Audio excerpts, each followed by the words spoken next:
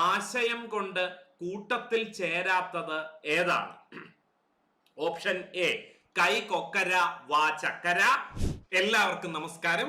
പുതിയൊരു സെഷനിലേക്ക് ഏവർക്കും സ്വാഗതം.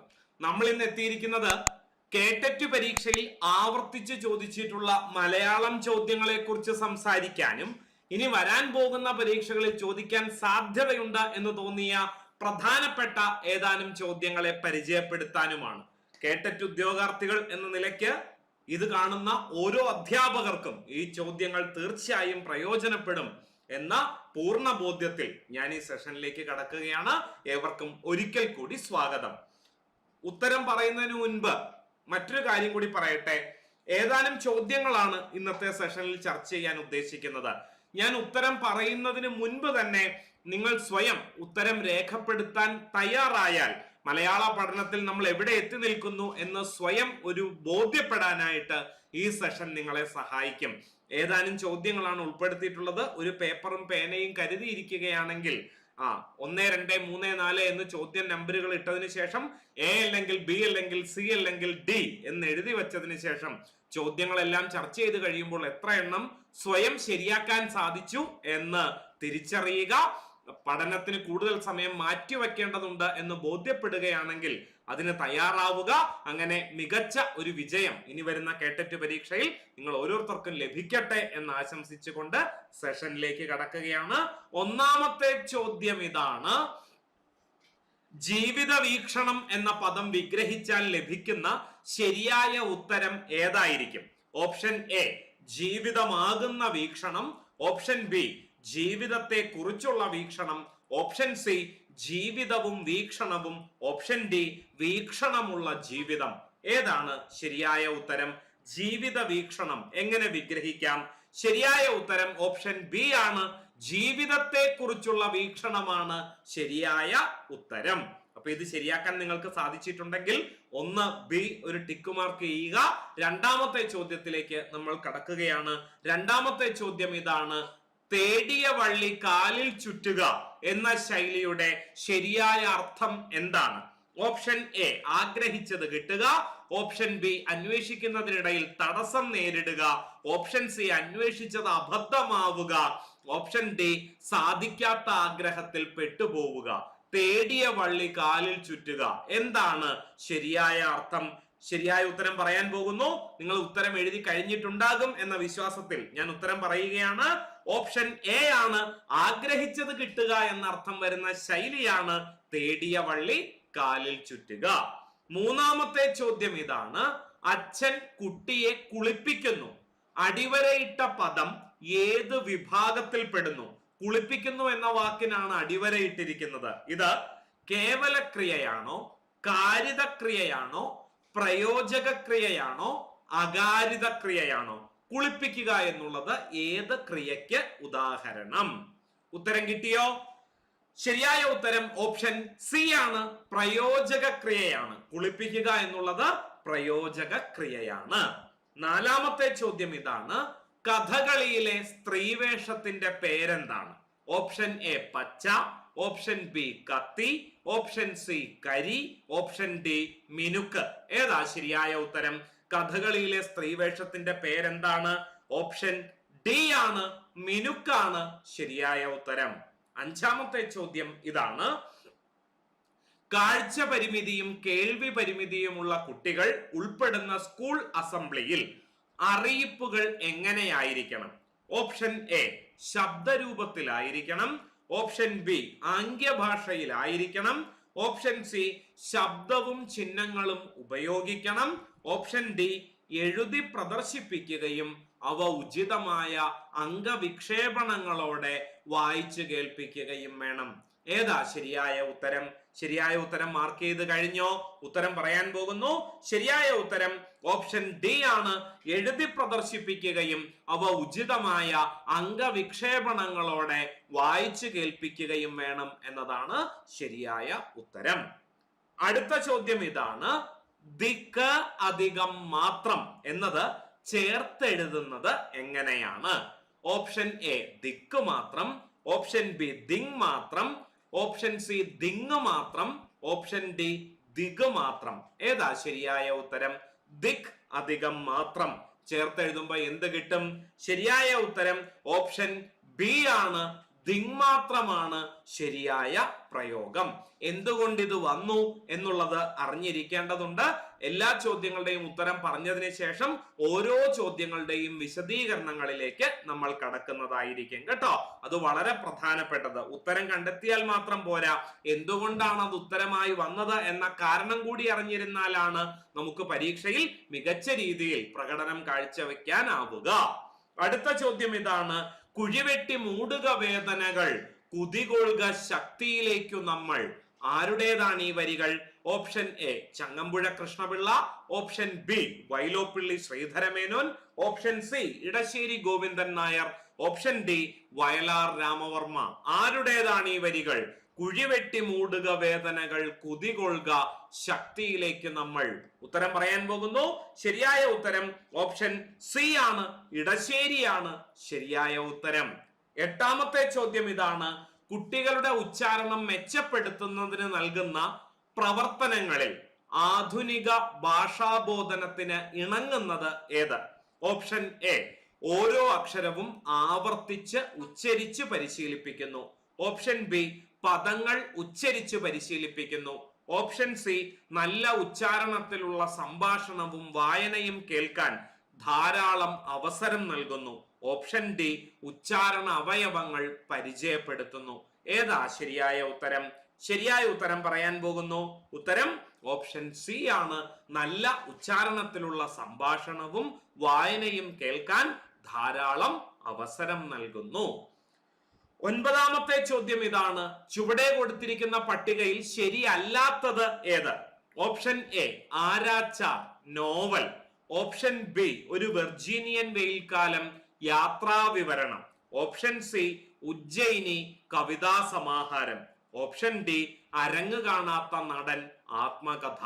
ഏതാ ശരിയായ ഉത്തരം? അതായത് ശരിയല്ലാത്ത ജോഡി ഏത് എന്നതാണ് ചോദ്യം. ഉത്തരം ഓപ്ഷൻ ബി ആണ്, ഒരു വെർജീനിയൻ വെയിൽക്കാലം യാത്രാ വിവരണം. അതാണ് തെറ്റായ ജോഡി. ബാക്കിയുള്ളതെല്ലാം തന്നെ ശരിയാണ്. പത്താമത്തെ ചോദ്യം ഇതാണ്: ആശയം കൊണ്ട് കൂട്ടത്തിൽ ചേരാത്തത് ഏതാണ്?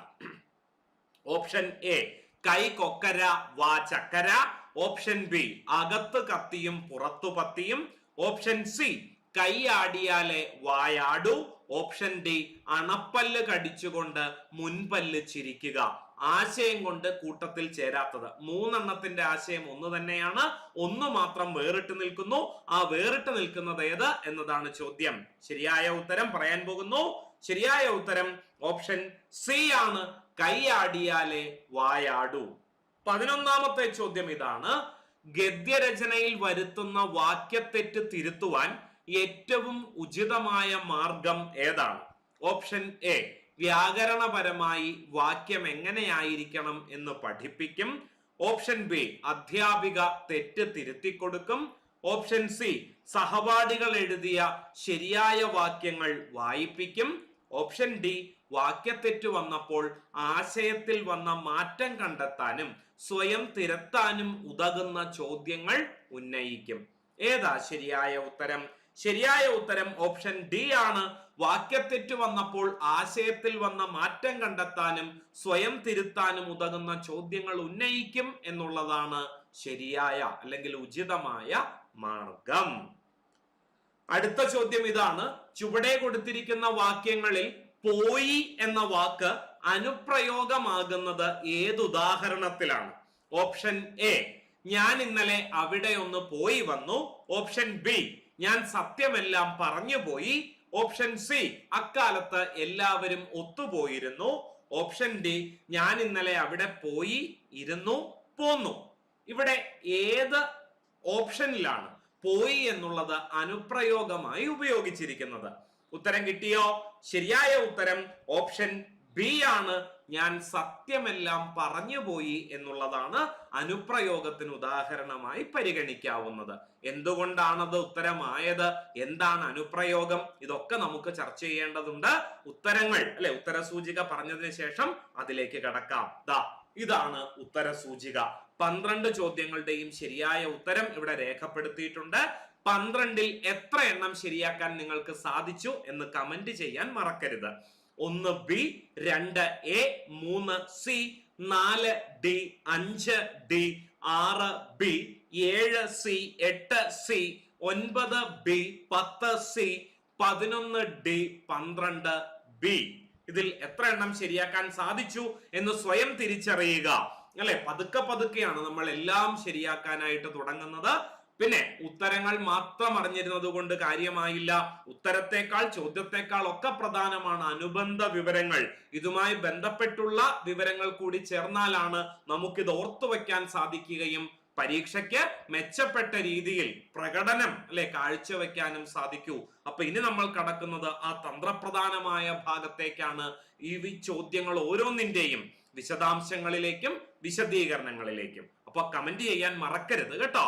12ൽ എത്ര മാർക്കാണ് നിങ്ങൾക്ക് ലഭിച്ചത്? ഒന്നാമത്തെ ചോദ്യം ഇതായിരുന്നു: ജീവിത വീക്ഷണം എന്ന പദം വിഗ്രഹിച്ചാൽ ലഭിക്കുന്ന ശരിയായ ഉത്തരം ഏതായിരിക്കും? ജീവിതത്തെ കുറിച്ചുള്ള വീക്ഷണം എന്നുള്ളതാണ് ശരിയായ പ്രയോഗം. ഇത്തരത്തിൽ നമ്മുടെ പരീക്ഷയ്ക്ക് ആവർത്തിച്ച് ചോദിച്ചിട്ടുള്ള ഏതാനും ഘടകപദങ്ങൾ അല്ലെങ്കിൽ വിഗ്രഹിക്കലുകൾ നമുക്കൊന്ന് പരിശോധിക്കാം. സുഹൃതാമൃതം എങ്ങനെ വിഗ്രഹിക്കാം? സുഹൃതമാകുന്ന അമൃതം. മുഖകമലം, മുഖമാകുന്ന കമലം.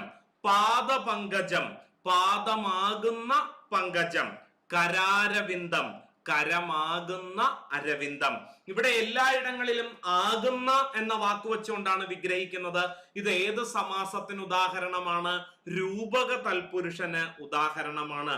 വിഗ്രഹിക്കുമ്പോൾ നടുക്ക് ആകുന്ന എന്ന വാക്കാണ് വരുന്നതെങ്കിൽ അതെന്തായിരിക്കും? രൂപക തൽപുരുഷനായിരിക്കും. രൂപക തൽപുരുഷനെ എങ്ങനെ നമുക്ക് തിരിച്ചറിയാൻ സാധിക്കും? എന്തിനെ കുറിച്ചാണോ പറയുന്നത് അതായിരിക്കും പൂർവപദം അല്ലെങ്കിൽ ആദ്യത്തെ പദമായിട്ട് വരിക.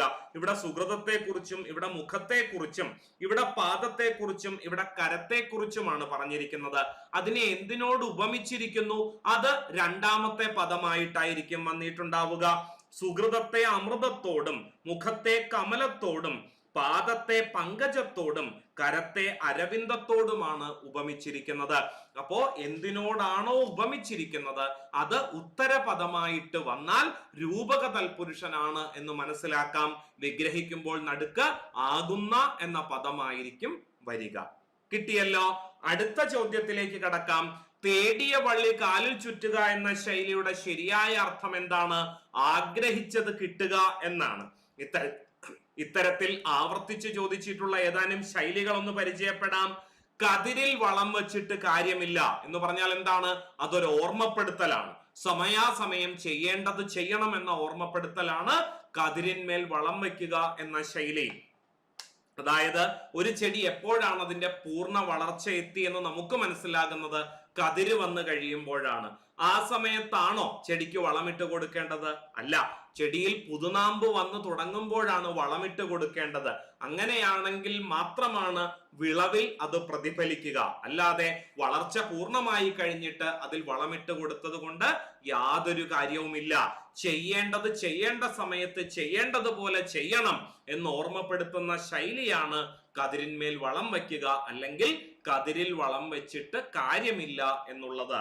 മറ്റൊന്ന്, ചേറ്റിൽ കുത്തിയ കൈ ചോറ്റിൽ കുത്താം. ചേറ്റ് ചേറാണ്, ചോറ്റ് ചോറാണ്. നല്ലതുപോലെ പാടത്ത് അധ്വാനിക്കുകയാണെങ്കിൽ തിന്നാനുള്ള വക ആഹരിക്കാനുള്ള വക അതിൽ നിന്ന് ലഭിക്കും എന്ന് ഓർമ്മപ്പെടുത്തുന്ന ഒരു ശൈലിയാണ്. അധ്വാനിച്ചാൽ ഭക്ഷണത്തിന് ബുദ്ധിമുട്ടില്ല എന്ന് ഈ ശൈലി ഓർമ്മപ്പെടുത്തുന്നു. അടുത്തത്, ഇരുന്നുണ്ണരുത്, കിടന്നുറങ്ങരുത്. അമിതാഹാരം, അമിത ഉറക്കം എന്നിവ അരുത്. ഇരുന്നുണ്ണരുത് എന്ന് പറഞ്ഞാൽ ഇരുന്നുകൊണ്ട് ആഹാരം കഴിക്കരുത് എന്നല്ല ഇവിടെ ഉദ്ദേശിക്കുന്നത്. ഒരുപാട് നേരം ഇരുന്ന് മണിക്കൂറുകളോളം നീണ്ടു നിന്നുകൊണ്ട് അല്ലെങ്കിൽ സമയമെടുത്തുകൊണ്ട് ആഹാരം കഴിക്കരുത്. അതുപോലെ മണിക്കൂറുകളോളം കിടന്നുറങ്ങുകയും അരുത്. അധികമായാൽ അമൃതും വിഷം എന്ന് പറയാറുണ്ട്, അല്ലെങ്കിൽ സർവത്ര അതിവർജ്യത എന്നൊക്കെ പറയാറുണ്ട് അല്ലെ. ഒന്നും അമിതമാകരുത് എന്ന് ഓർമ്മപ്പെടുത്തുന്ന ശൈലിയാണിത്. അടുത്ത ചോദ്യത്തിലേക്ക് കടക്കുന്നു. അച്ഛൻ കുട്ടിയെ കുളിപ്പിക്കുന്നു. ഇത് പ്രയോജക ക്രിയയാണ് എന്ന് പറഞ്ഞു. എന്താണ് ഈ പ്രയോജക ക്രിയ? കേവലക്രിയ എന്നും പ്രയോജകക്രിയ എന്നുമാണ് ക്രിയയുടെ ഒരു വിഭജനം. എന്താണ് കേവലക്രിയ? ആരുടെയും നിർബന്ധമില്ലാതെ സ്വയം ചെയ്യുന്ന പ്രവർത്തികളെയാണ് കേവലക്രിയകൾ എന്ന് പറയുന്നത്.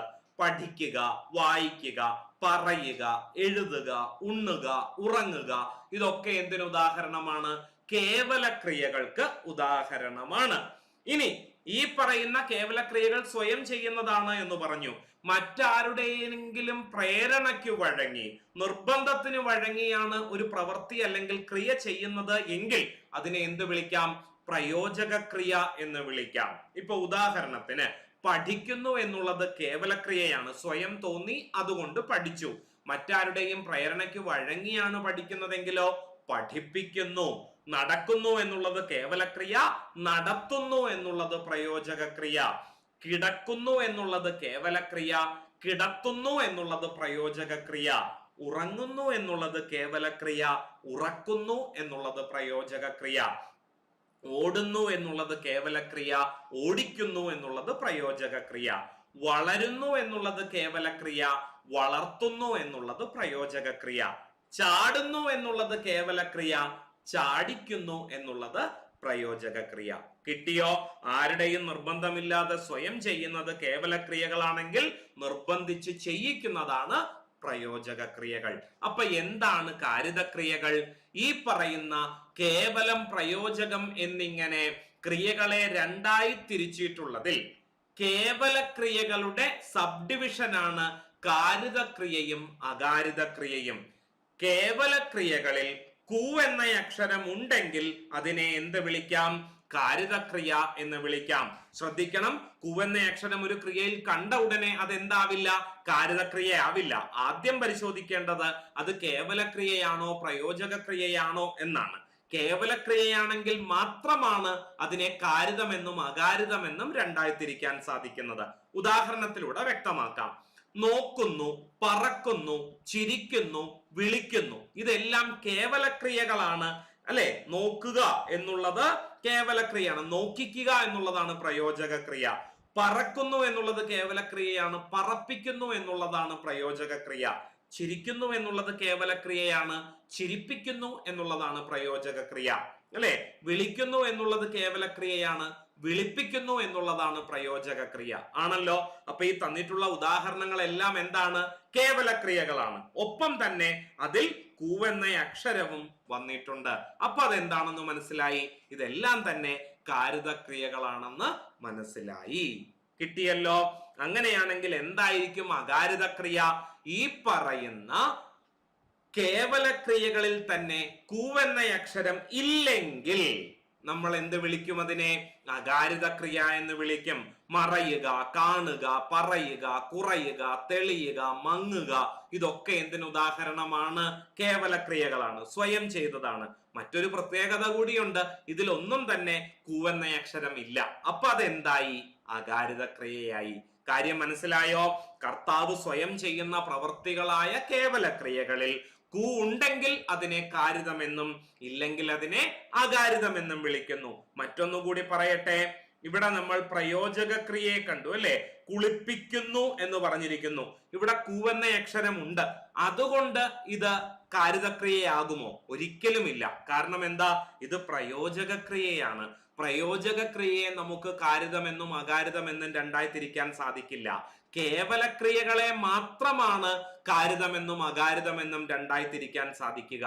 എന്തിന്റെ അടിസ്ഥാനത്തിൽ? കേവലക്രിയകളാണെങ്കിൽ അതിൽ കു ഉണ്ടെങ്കിൽ കാരിതം, ഇല്ലെങ്കിൽ അകാരിതം. കുളിപ്പിക്കുന്നു എന്ന് പറയുന്നിടത്ത് കു എന്ന അക്ഷരമുണ്ട്, പക്ഷെ അത് കാരിതക്രിയയല്ല, അത് പ്രയോജകക്രിയയാണെന്ന് തിരിച്ചറിയുക. ഏറ്റവും ക്രിയാവിഭജനത്തിൽ ഏറ്റവും എളുപ്പമുള്ളതാണ് കാരിതവും അകാരിതവും. പക്ഷെ ഏറ്റവും അധികം ആൾക്കാർ തെറ്റിക്കുന്നതും ഇത് തന്നെയാണ്. എന്തുകൊണ്ടാണ്? പ്രയോജകക്രിയയിലെ കുകാരം കാണുമ്പോൾ അത് കാരിതക്രിയയാണെന്ന് എഴുതി വെക്കും. പ്രയോജകക്രിയയെ ഒരിക്കലും കാരിതമെന്നും അകാരിതമെന്നും തിരിക്കാൻ സാധിക്കില്ല. അങ്ങനെ വിഭജിക്കുന്നത് കേവലക്രിയയാണെന്ന് ഓർത്തിരിക്കുക. കിട്ടിയല്ലോ? അടുത്ത ചോദ്യത്തിലേക്ക് പോകാം. ചോദ്യം ഇതാണ്: കഥകളിയിലെ സ്ത്രീവേഷത്തിന്റെ പേരെന്താണ്? ഉത്തരം മിനുക്ക്. കഥകളിയിലെ സ്ത്രീവേഷത്തിന് എന്തു പറയുന്നു? മിനുക്ക് എന്ന് പറയുന്നു. കഥകളിയിലെ വേഷം വളരെ വളരെ പ്രധാനപ്പെട്ടതാണ് കേട്ടോ. പരീക്ഷയ്ക്ക് ഒരുപാട് ചോദ്യങ്ങൾ മുൻപും ചോദിച്ചിട്ടുണ്ട്. സാത്വിക സ്വഭാവമുള്ള കഥാപാത്രങ്ങൾക്കാണ് പച്ചവേഷം, അല്ലെ? കഥകളിയിൽ 5 വേഷങ്ങളുണ്ടല്ലോ: പച്ച, കത്തി, കരി, താടി, മിനുക്ക്. അങ്ങനെ കഥകളിയിൽ 5 വേഷങ്ങളാണുള്ളത്. അതിലൊന്നാണ് പച്ചവേഷം. പച്ചവേഷത്തിന്റെ പ്രത്യേകത എന്താണ്? സാത്വിക സ്വഭാവമുള്ള കഥാപാത്രങ്ങളാണ്. ഇതിഹാസങ്ങളിലെ വീരനായകന്മാരെല്ലാം പച്ചവേഷത്തിലാണ് കഥകളിയിൽ അവതരിപ്പിക്കുക. നന്മയുടെ ഭാവങ്ങളാണ് പച്ചവേഷങ്ങൾ. വീരരായ രാജാക്കന്മാരാകട്ടെ, രാമനാകട്ടെ, ലക്ഷ്മണനാകട്ടെ, ഇവരൊക്കെ പച്ചവേഷത്തിന് ഉദാഹരണമാണ്. പിന്നെ ആരാണ് കത്തിവേഷം? രാജസ സ്വഭാവമുള്ള കഥാപാത്രങ്ങൾക്കാണ് സാധാരണയായി കത്തിവേഷം നൽകുക. രാവണൻ, ദുര്യോധനൻ, കീചകൻ, ശിശുപാലൻ, നരകാസുരൻ തുടങ്ങിയവർക്ക് കത്തിവേഷമാണ് കഥകളിയിൽ കൽപ്പിച്ചിട്ടുള്ളത്. ഇനി താടിയാണ്. താടിയെ തന്നെ 3ആയി തിരിച്ചിരിക്കുന്നു: വെള്ളത്താടി, ചുവന്ന താടി, അതുപോലെ തന്നെ കറുത്ത താടി എന്നിങ്ങനെ താടി 3 വിധമുണ്ട്. ഹനുമാൻ, നന്ദികേശ്വരൻ പോലെയുള്ള അതിമാനുഷരും ഒപ്പം തന്നെ സാത്വിക സ്വഭാവത്തോട് കൂടിയവരുമായ കഥാപാത്രങ്ങൾക്കാണ് വെള്ളത്താടി നൽകുക. ചുവന്ന താടിയോ താമസ സ്വഭാവികളായ കഥാപാത്രങ്ങൾക്കാണ് ചുവന്ന താടി. ഭഗൻ, ബാലി, സുഗ്രീവൻ, ദുശാസനൻ, തൃഗർത്തൻ തുടങ്ങിയവർ ചുവന്ന താടിക്ക് ഉദാഹരണമാണ്. അപ്പൊ ആരാണ് കറുത്ത താടി? ദുഷ്ട കഥാപാത്രങ്ങൾക്കാണ് കറുത്ത താടി വേഷം നൽകുന്നത് കേട്ടോ. അപ്പൊ കരിവേഷമോ താമസ സ്വഭാവികളായ വനചാരികൾക്ക്, കാട്ടാളന്മാർക്കാണ് കരിവേഷം നൽകുന്നത്. ആൺകരിക്ക് കറുത്ത താടിയാണ്. അതുപോലെ തന്നെ പെൺകരിയുണ്ട് കേട്ടോ. നീണ്ട സ്തനങ്ങളും കാതിൽ തോടയുമുണ്ട്. കരിയെ തന്നെ ആൺകരി എന്നും പെൺകരി എന്നും 2ആയി തിരിക്കുന്നു. നക്രതുണ്ടി, ശൂർപ്പണഖ, ലങ്കാലക്ഷ്മി എന്നിവർ പെൺകരിക്ക് ഉദാഹരണമാണ്. ഇനി ചോദ്യത്തിലുണ്ടായിരുന്നത് സ്ത്രീകളുടെ വേഷത്തെ കുറിച്ചായിരുന്നു. സ്ത്രീകളുടെ വേഷം മിനുക്കാണെന്ന് പറഞ്ഞു. സ്ത്രീകളെ കൂടാതെ മുനിമാർ അല്ലെങ്കിൽ മഹർഷിമാർക്കും ഏതു വേഷം തന്നെയാണ്? മിനുക്ക് വേഷം തന്നെയാണ് കഥകളിയിൽ കൽപ്പിച്ചിരിക്കുന്നത് എന്ന് ഓർക്കുക. 5 വേഷങ്ങൾ: പച്ച, കരി, താടി, മിനുക്ക്. പച്ച, കത്തി, കരി, താടി, മിനുക്ക്.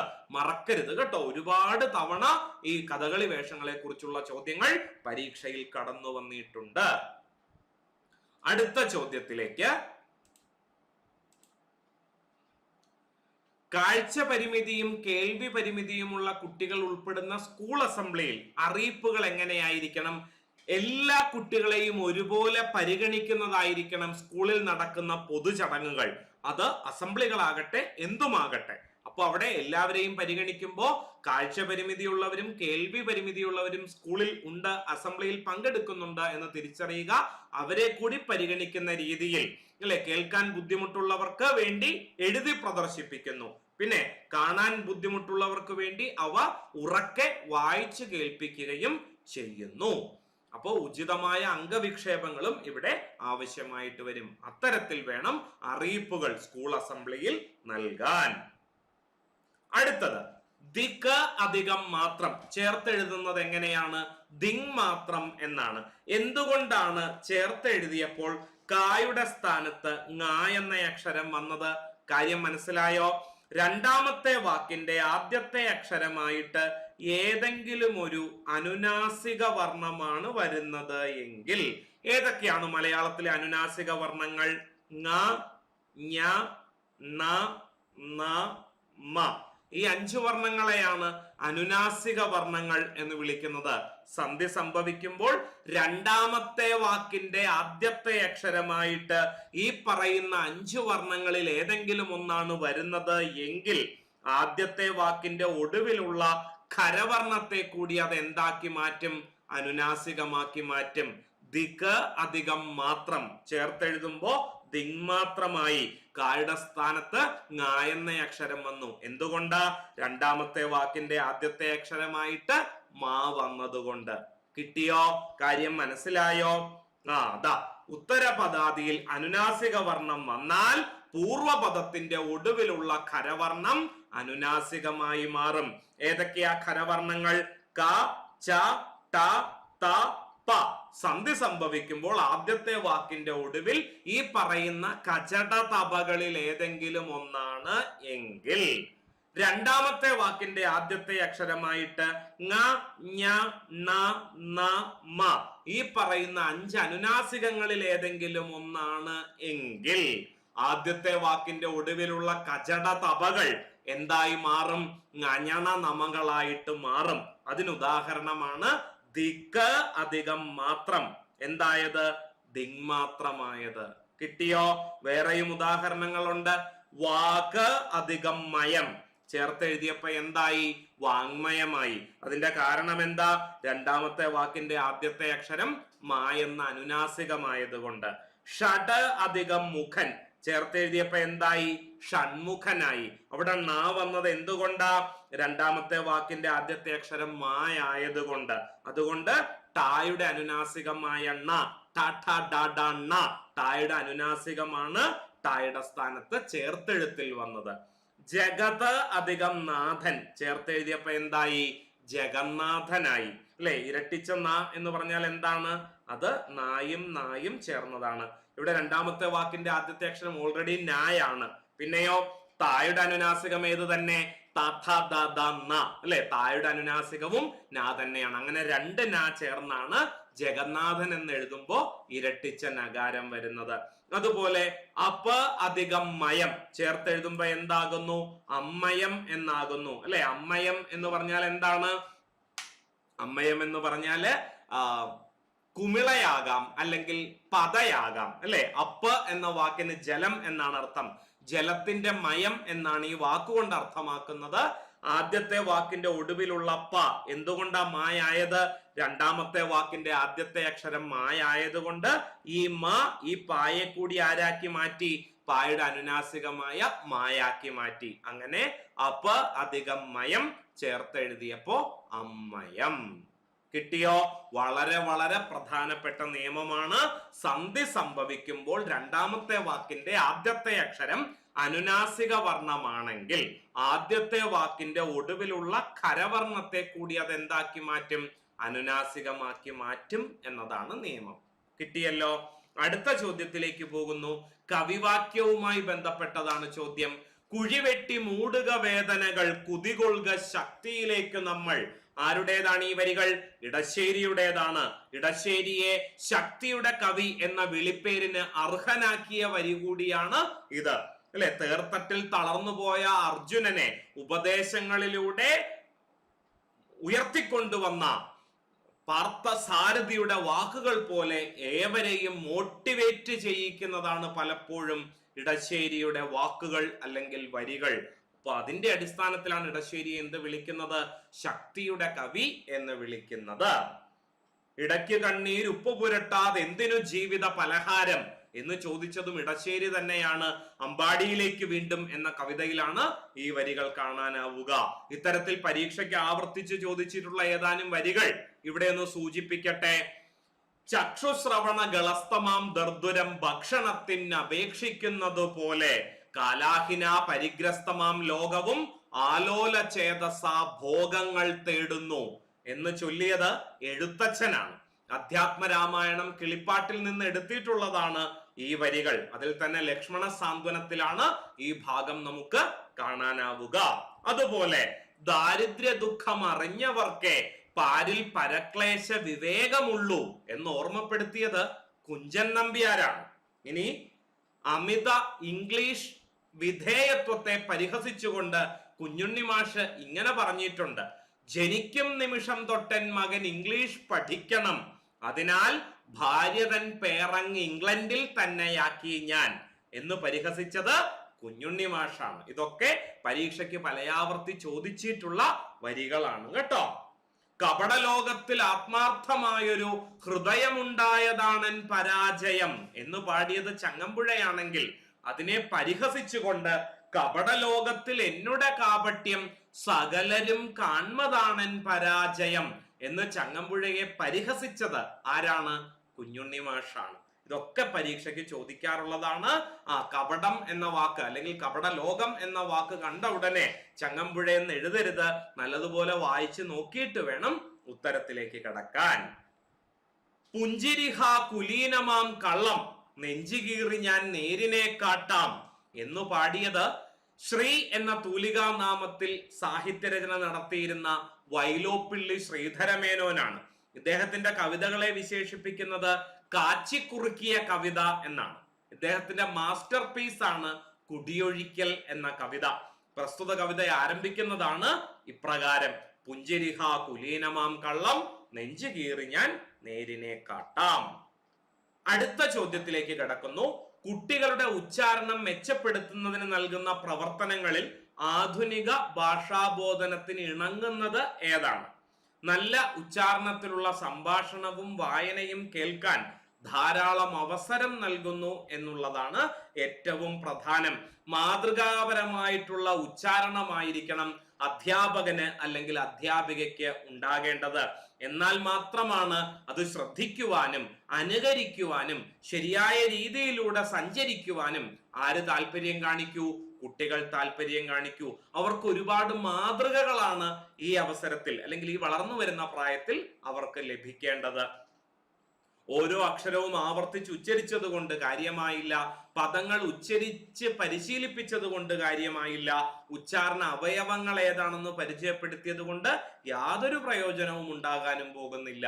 അവർക്ക് ശരിയായ മാതൃകകൾ കേൾക്കുമ്പോഴാണ് അനുകരിക്കാനുള്ള ഒരു മനസ്സ് അവർക്കുണ്ടാകുന്നത്. അടുത്ത ചോദ്യം, ചുവടെ കൊടുത്തിരിക്കുന്ന പട്ടികയിൽ ശരിയല്ലാത്തത് ഏതാണ്? ഒരു വെർജീനിയൻ വെയിൽക്കാലമാണ്. അത് യാത്രാവിവരണമല്ല, അത് കവിതാ സമാഹാരമാണ്. ഏഴാച്ചേരി രാമചന്ദ്രന്റെ ഒരു വെർജീനിയൻ വെയിൽക്കാലം എന്ന യാത്രാവിവരണത്തിന് വയലാർ അവാർഡ് കിട്ടിയിട്ടുണ്ട് അല്ലെ. വളരെ പ്രധാനപ്പെട്ട ഒരു കൃതിയാണത്. ആരാച്ചാർ എന്ന നോവൽ എഴുതിയത് KR മീരയാണ്. ഉജ്ജയിനി എന്ന കവിതാ സമാഹാരം ആരുടെയാണ്? കാളിദാസന്റെ ജീവിത പശ്ചാത്തലത്തിൽ ONV കുറുപ്പ് രചിച്ച കവിതാ സമാഹാരമാണ് ഉജ്ജയിനി. അരങ്ങ് കാണാത്ത നടൻ എന്നുള്ളത് തിക്കോടിയൻ എന്ന P കുഞ്ഞനന്തൻ നായരുടെ ആത്മകഥയുടെ പേരുമാണ്. നമുക്കൊന്ന് നോക്കാം. ഇതാണ് ഒരു വെർജീനിയൻ വെയിൽക്കാലം. കണ്ടോ, ഏഴാച്ചേരി രാമചന്ദ്രനാണ് ഈ കവിതാ സമാഹാരത്തിന്റെ രചയിതാവ്. ഇതിന്റെ പേര് കേൾക്കുമ്പോൾ ഇതൊരു യാത്രാവിവരണമാണെന്ന് തോന്നാം, അല്ല കേട്ടോ. 2020 ഒരു വെർജീനിയൻ വെയിൽക്കാലം എന്ന കാവ്യ സമാഹാരത്തിനാണ് വയലാർ അവാർഡ് ലഭിച്ചത്. ആരാച്ചാർ കണ്ടോ, KR മീരയുടെ ആരാച്ചാർ. KR മീരയ്ക്ക് ഒരുമാതിരിപ്പെട്ട എല്ലാ പുരസ്കാരങ്ങളും നേടിക്കൊടുത്ത നോവലാണേത്? ആരാച്ചാർ. 2013 ഓടക്കുഴൽ പുരസ്കാരം, 2014 വയലാർ പുരസ്കാരം, 2013 കേരള സാഹിത്യ അക്കാദമി പുരസ്കാരം, 2015 കേന്ദ്ര സാഹിത്യ അക്കാദമി പുരസ്കാരം, 2018 മുട്ടത്തുവർക്കി പുരസ്കാരം എന്നിവ KR മീരയെ തേടി എത്തിയിട്ടുണ്ടെങ്കിൽ അത് ആരാച്ചാർ എന്ന നോവൽ വഴിയാണ്. കിട്ടിയല്ലോ. അതുപോലെ മറ്റൊരു പ്രധാനപ്പെട്ട കവിതാ സമാഹാരമാണ് ഉജ്ജയിനി. ONV കുറുപ്പ്, ഒറ്റപ്ലാക്കൽ നീലകണ്ഠൻ വേലുക്കുറുപ്പ് എന്ന ONV കുറുപ്പാണ് ഈ കൃതിയുടെ രചയിതാവ്. പരീക്ഷയ്ക്ക് പലയാവർത്തി ചോദിച്ചിട്ടുള്ള ചോദ്യമാണ്, കാളിദാസന്റെ ജീവിതം പശ്ചാത്തലമാക്കിക്കൊണ്ട് ONV രചിച്ച കാവ്യ സമാഹാരം ഏത്? ഉത്തരം ഉജ്ജയിനിയാണ്. പിന്നെ തിക്കോടിയന്റെ ആത്മകഥയുടെ പേരാണ് അരങ്ങ് കാണാത്ത നടൻ. തിക്കോടിയൻ എന്നുള്ളത് തൂലികാനാമമാണ്. P കുഞ്ഞനന്തൻ നായർ എന്നുള്ളതാണ് അദ്ദേഹത്തിന്റെ ശരിയായ പേര്. കേന്ദ്ര സാഹിത്യ അക്കാദമി അവാർഡ്, കേരള സാഹിത്യ അക്കാദമി അവാർഡ്, അതുപോലെ വയലാർ അവാർഡ് എന്നിവ ഇദ്ദേഹത്തിന്റെ ആത്മകഥയ്ക്ക് ലഭിക്കുകയുണ്ടായി. വളരെ വളരെ പ്രസിദ്ധമായ ആത്മകഥയാണ് ഇത്. അടുത്ത ചോദ്യം, ആശയം കൊണ്ട് കൂട്ടത്തിൽ ചേരാത്തത് ഏതാണ്? കൈ ആടിയാലേ വായാടു. അത് അധ്വാനത്തിന്റെ മഹത്വമാണ് ആ ചൊല്ലിലൂടെ നമുക്ക് വ്യക്തമാകുന്നത്. അതേസമയം ബാക്കിയുള്ള ചൊല്ലുകൾ ഏതൊക്കെയായിരുന്നു? കൈ കൊക്കര, വാ ചക്കര, അകത്ത് കത്തി പുറത്തു പത്തി, അണപ്പല്ല് കടിച്ചുകൊണ്ട് മുൻപല്ല് ചിരിക്കുക. ഈ പറയുന്ന 3 ചൊല്ലുകളുടെയും ആശയം എന്താണ്? ഉള്ളിൽ ദേഷ്യം വെച്ചുകൊണ്ട് പുറമെ സ്നേഹത്തോടെ പെരുമാറുന്നതിനെയാണ് ഈ 3 ചൊല്ലുകളിലൂടെയും ഉദ്ദേശിക്കുന്നത്. കൈ കൊക്കര, വാ ചക്കര, അകത്ത് കത്തിയും പുറത്തു പത്തിയും, അണപ്പല്ല് കടിച്ചുകൊണ്ട് മുൻപല്ല് ചിരിക്കുക. കിട്ടിയല്ലോ. അടുത്ത ചോദ്യം ഇതാണ്, ഗദ്യരചനയിൽ വരുത്തുന്ന വാക്യത്തെറ്റ് തിരുത്തുവാൻ ഏറ്റവും ഉചിതമായ മാർഗം ഏതാണ്? വാക്യത്തെറ്റ് വന്നപ്പോൾ ആശയത്തിൽ വന്ന മാറ്റം കണ്ടെത്താനും സ്വയം തിരുത്താനും ഉതകുന്ന ചോദ്യങ്ങൾ ഉന്നയിക്കുക. അല്ലെ? അപ്പോഴാണ് വ്യക്തമായൊരു ധാരണ ഉണ്ടാകുന്നത്. താൻ തെറ്റിച്ചു എന്ന് പറഞ്ഞത് കൊണ്ട് കുട്ടിക്ക് കാര്യം മനസ്സിലാകുന്നില്ല, തെറ്റിച്ചപ്പോൾ വാക്യത്തിൽ എന്ത് അർത്ഥവ്യത്യാസമാണ് ഉണ്ടായത് എന്ന് കുട്ടിയെ ബോധവാന്മാരാക്കുന്നിടത്താണ് ഒരു അധ്യാപിക വിജയിക്കുന്നത്. പിന്നീട് ആ കുട്ടി അതേ തെറ്റ് ആവർത്തിക്കാതിരിക്കാൻ അത് സഹായകമാകും. കാരണം എന്താണ് തെറ്റ് വന്നതെന്നും ആ തെറ്റ് വന്നതിലൂടെ ആശയത്തിന് എന്ത് വ്യത്യാസമാണ് വന്നതെന്നും ആ കുട്ടിക്ക് വ്യക്തമായ ധാരണ ലഭിക്കുന്നത് വഴി പിന്നെ തെറ്റ് തിരുത്തി മുന്നോട്ട് പോകാനായിട്ട് കുട്ടി തയ്യാറാകും എന്ന് നമുക്ക് മനസ്സിലാക്കാം. അവസാനമായി ഒരു ചോദ്യം കൂടി, അനുപ്രയോഗം. ഇതിലേതാണ്? ഞാൻ സത്യമെല്ലാം പറഞ്ഞുപോയി എന്നുള്ളതാണ് അനുപ്രയോഗത്തിന് ഉദാഹരണം. എന്താണ് അനുപ്രയോഗം? നമുക്ക് പെട്ടെന്നൊന്ന് പരിശോധിക്കാം. ക്രിയയുടെ രൂപത്തെയും അർത്ഥത്തെയും പരിഷ്കരിക്കുവാൻ അതിനോട് മറ്റൊരു ക്രിയ കൂട്ടിച്ചേർക്കുന്നതാണ് അനുപ്രയോഗം. രണ്ട് വാക്കുകൾ ഉള്ളതിൽ ഇപ്പൊ പറഞ്ഞു പോയി എന്നുള്ളതാണല്ലോ ഉദാഹരണം. അതിൽ പറഞ്ഞു എന്നുള്ളത് പ്രാക്പ്രയോഗവും പോയി എന്നുള്ളത് അനുപ്രയോഗവുമാണ്. അനുപ്രയോഗങ്ങളുടെ ധർമ്മം എന്താണ്? നമ്മളിപ്പോ വാട്സപ്പ് ഒക്കെ ഉപയോഗിക്കുന്നവരാണ്. വാട്സപ്പിന്റെ ഒടുവിൽ അല്ലെ എന്തെങ്കിലും ഒരു സെന്റൻസ് ഒക്കെ പറഞ്ഞു കഴിഞ്ഞാൽ ഇമോജികൾ അല്ലെങ്കിൽ സ്മൈലികളെ നമ്മൾ പ്ലേസ് ചെയ്യാറുണ്ട്. നമ്മൾ ഏതർത്ഥത്തിലാണ് അത് പറഞ്ഞത് എന്ന് വായിക്കുന്നവർക്ക് മനസ്സിലാക്കുന്നതിന് വേണ്ടി ചിരിക്കുന്ന സ്മൈലിയോ കരയുന്ന സ്മൈലിയോ അല്ലെങ്കിൽ ആശ്ചര്യഭാവത്തോടു കൂടി നിൽക്കുന്ന സ്മൈലികൾ അല്ലെങ്കിൽ സംശയാസ്പദമായ സ്മൈലികൾ, അങ്ങനെ പല പല സ്മൈലികൾ നമ്മൾ ഉപയോഗിക്കാറുണ്ട്. ഏതാണ്ട് ഇതേ സ്മൈലികളുടെ ധർമ്മം തന്നെയാണ് അനുപ്രയോഗങ്ങൾക്കും ഉള്ളത്. ഇപ്പൊ പറഞ്ഞു പോയി എന്ന വാക്യം ശ്രദ്ധിക്കുക. ഞാൻ സത്യമെല്ലാം പറഞ്ഞു പോയി, പറയാൻ പാടില്ലാത്തതായിരുന്നു, എന്റെ ഭാഗത്തുനിന്ന് അങ്ങനെ ഒരു വീഴ്ച സംഭവിച്ചു പോയി, തെറ്റ് സംഭവിച്ചു പോയി എന്നൊക്കെയുള്ള അർത്ഥം എവിടെ ലഭിക്കുന്നു? പറഞ്ഞു പോയി എന്നതിലൂടെ ലഭിക്കുന്നു. ഞാൻ ഇവിടെ വന്നുപോയി എന്ന് പറഞ്ഞാൽ എന്താ അതിന്റെ അർത്ഥം? വരാൻ പാടില്ലായിരുന്നു, അറിയാതെ എന്റെ ഭാഗത്തു നിന്നൊരു പിശക് സംഭവിച്ചതാണ്. കണ്ടോ? അപ്പൊ ഇത്തരത്തിലുള്ള ഇമോജികളുടെ ധർമ്മമാണ് ആര് നിർവഹിക്കുന്നത്? അനുപ്രയോഗങ്ങൾ നിർവഹിക്കുന്നത്. അപ്പൊ പോയി എന്ന വാക്ക് മാത്രമാണോ അനുപ്രയോഗമായിട്ട് വരിക? അല്ല. ദാ നോക്കൂ, അറിയിച്ചു കൊള്ളുന്നു, വിനയത്തെ അല്ലെ വിനയത്തെ പ്രതിനിധാനം ചെയ്യാനായിട്ട് ആഘോഷിച്ചു വരുന്നു. അല്ലെ എല്ലാ വർഷവും ഇന്ന ദിവസം ഇവിടെ ഇന്ന വ്യക്തിയുടെ ജന്മവാർഷികം ആഘോഷിച്ചു വരുന്നു എന്ന് പറഞ്ഞാൽ അത് പതിവായി നടക്കുന്നതാണ്. പറഞ്ഞുപോയി എന്ന് പറഞ്ഞാൽ അറിയാതെ ചെയ്തതാണ്, അശ്രദ്ധ കൊണ്ട് ചെയ്തതാണ്. ചെയ്തു കളഞ്ഞു എന്ന് പറയുമ്പോഴോ ലാഘവ ബുദ്ധിയാണ് നമുക്ക് അവിടെ നിന്ന് ലഭിക്കുക. ഇത്തരത്തിൽ അല്ലെ എക്സ്പ്രഷനുകൾ ഇടുന്നതിന് വേണ്ടി ഉപയോഗിക്കുന്നതാണ് അനുപ്രയോഗങ്ങൾ. വിനയത്തെ, പതിവിനെ, അശ്രദ്ധയെ, ലാഘവത്തെ, ഞെട്ടലിനെ ഒക്കെ കുറിക്കാനായിട്ട് അനുപ്രയോഗങ്ങൾ ഉപയോഗിക്കുന്നു. ക്രിയയുടെ അർത്ഥത്തെ പരിഷ്കരിക്കാനായിട്ട് പ്രാക്പ്രയോഗത്തിന്റെ കൂടെ ചേർക്കുന്ന മറ്റൊരു ക്രിയയാണ് അനുപ്രയോഗം. കിട്ടിയല്ലോ? അപ്പൊ ഇത്രയും കാര്യങ്ങളാണ് ഇന്നത്തെ സെഷനിൽ ചർച്ച ചെയ്യാൻ ഉദ്ദേശിച്ചിരുന്നത്. ഇനിയും ഇത്തരത്തിലുള്ള സെഷനുമായി നമ്മൾ വീണ്ടും എത്തുന്നതായിരിക്കും. പരീക്ഷയ്ക്ക് ആവർത്തിച്ച് ചോദിച്ചിട്ടുള്ളതും ചോദിക്കാൻ സാധ്യതയുള്ളതുമായ ഇത്തരം ചോദ്യങ്ങളുമായി വീണ്ടും കാണാം. ഇന്നത്തേക്ക് അവസാനിപ്പിക്കുന്നു. നന്ദി, നമസ്കാരം.